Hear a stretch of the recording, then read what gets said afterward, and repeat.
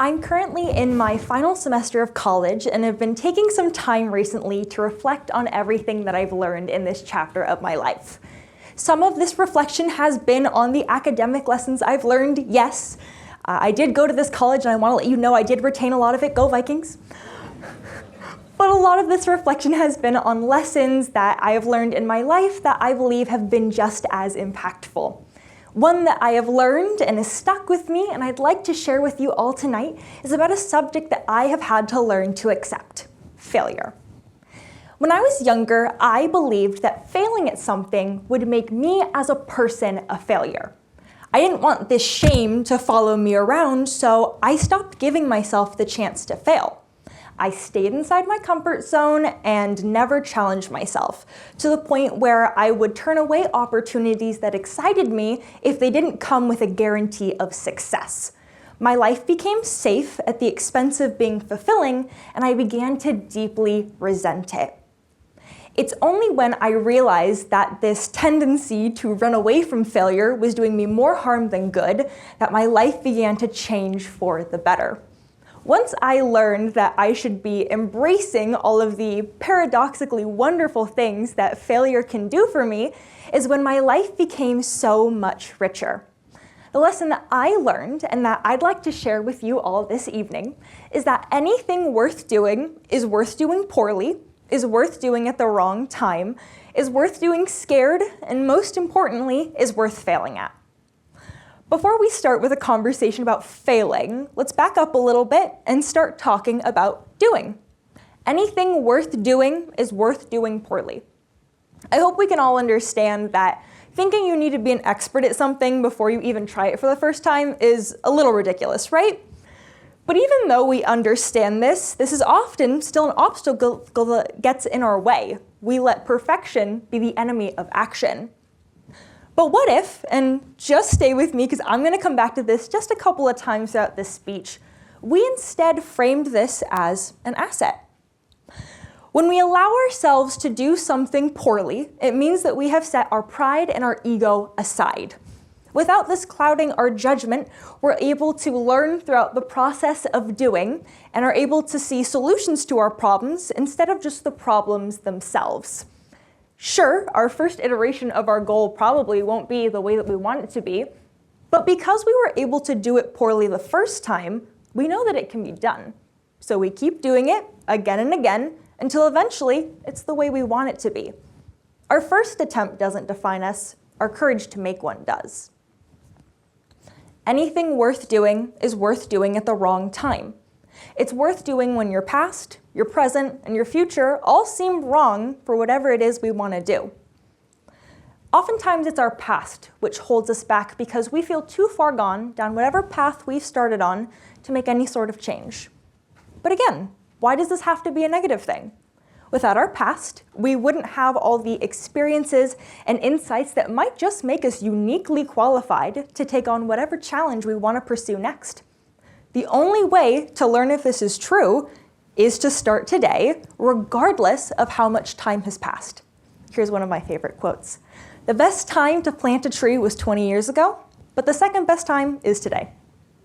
Speaking of today, oftentimes it's our present which gets in our way because now just isn't the right time.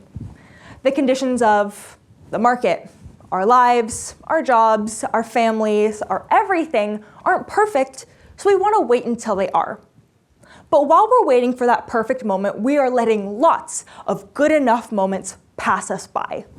Again, what if we take all the good enough moments that today has given us and use all the good enough that they have in them to work toward creating a beautiful future for ourselves?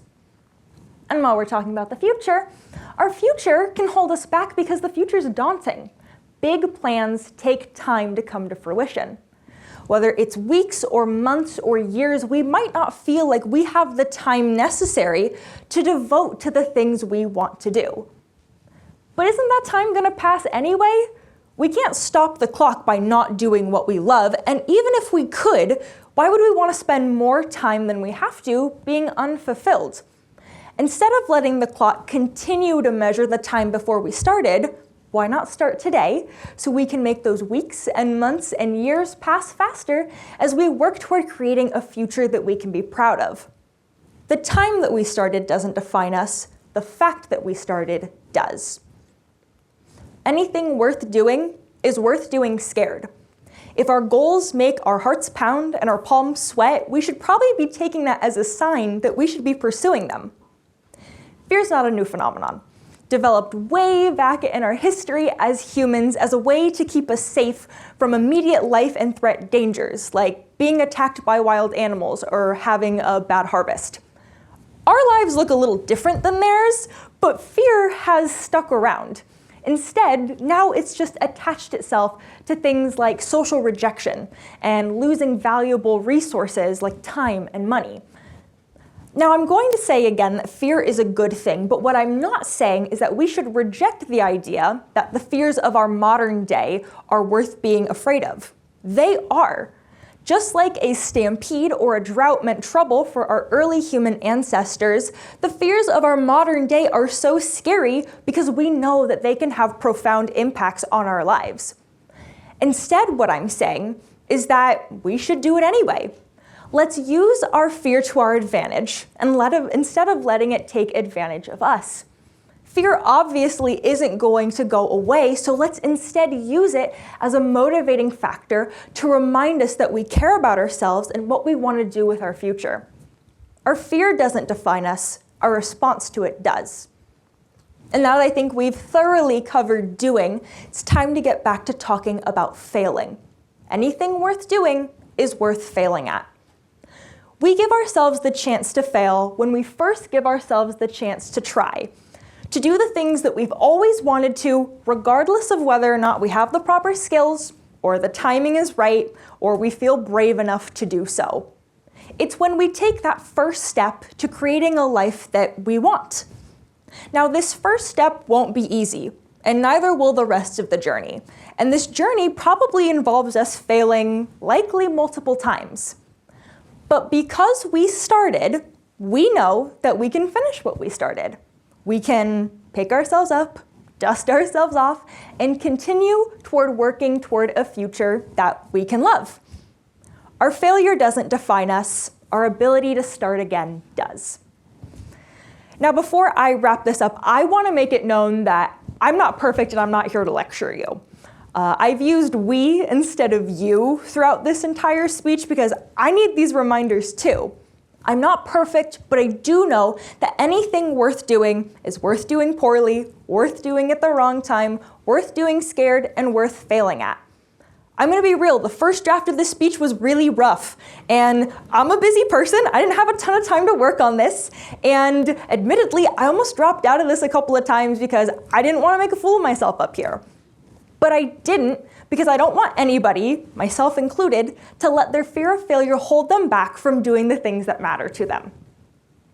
At the beginning of the speech, I talked about how I used to fear failure so much because I believed that failing at anything would make me as a person a failure.